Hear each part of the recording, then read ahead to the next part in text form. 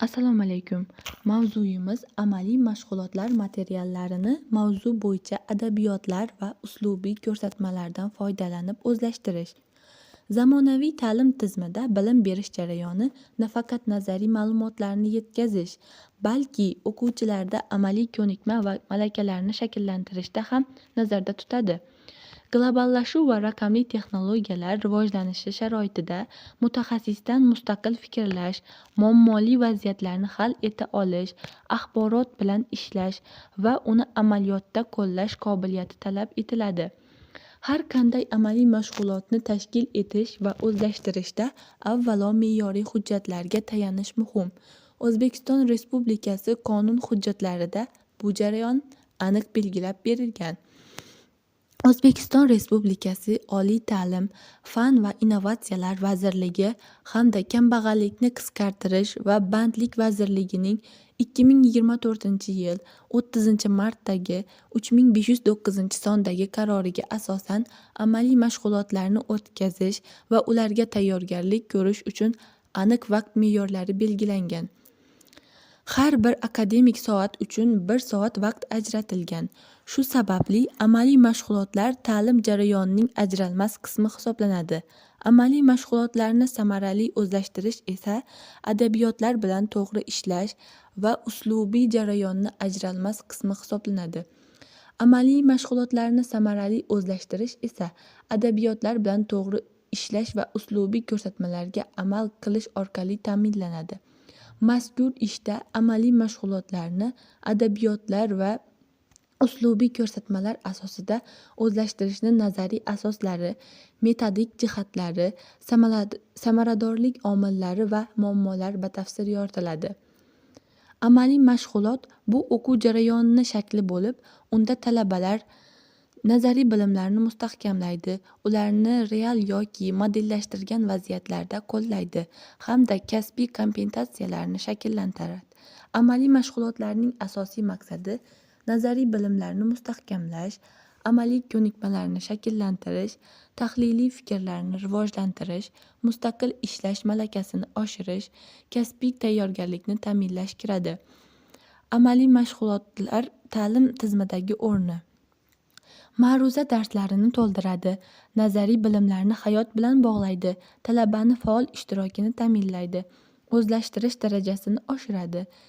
Kompetensiyaviy yondashuv asosida tashkil etilgan ta'lim jarayonida amaliy mashg'ulotlar markaziy o'rin egallaydi.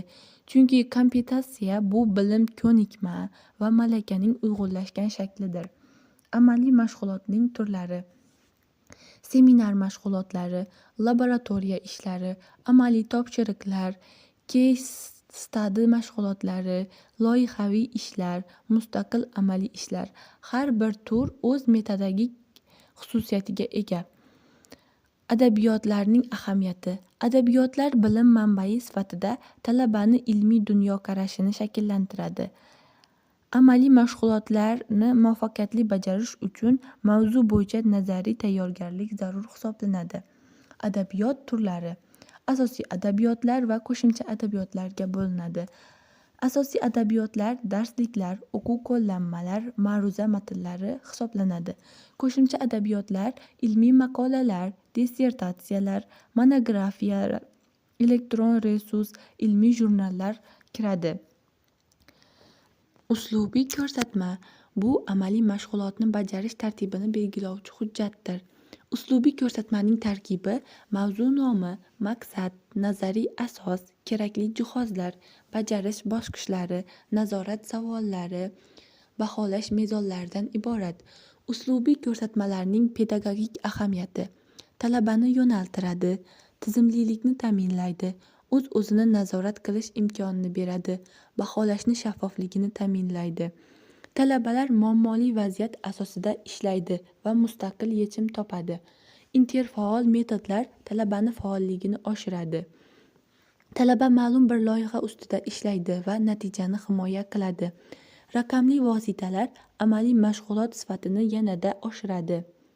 Amaliy mashg'ulotlar quyidagi mezonlar asosida baholanadi: topshiriqni to'g'ri bajarilishi, nazariy bilimdan foydalanish, mustaqillik, tahliliy fikrlash, xulosa chiqarish qobiliyati. Baholash jarayoni shaffof va aniq mezonlarga asoslangan bo'lishi lozim. Amaliy mashg'ulotlar materiallarini mavzu bo'yicha adabiyotlar va uslubiy ko'rsatmalar asosida o'zlashtirish ta'lim jarayonining muhim tarkibiy qismidir. Bu jarayon talabani bilimini chuqurlashtiradi, amaliy ko'nikmalarni rivojlantiradi va amaliy tayyorgarlikni oshiradi. Adabiyot bilan to'g'ri ishlash, uslubiy ko'rsatmalarga amal qilish, interfaol metodlardan foydalanish va mustaqil ishlash ko'nikmasi yuqori natijaga erishishga xizmat qiladi.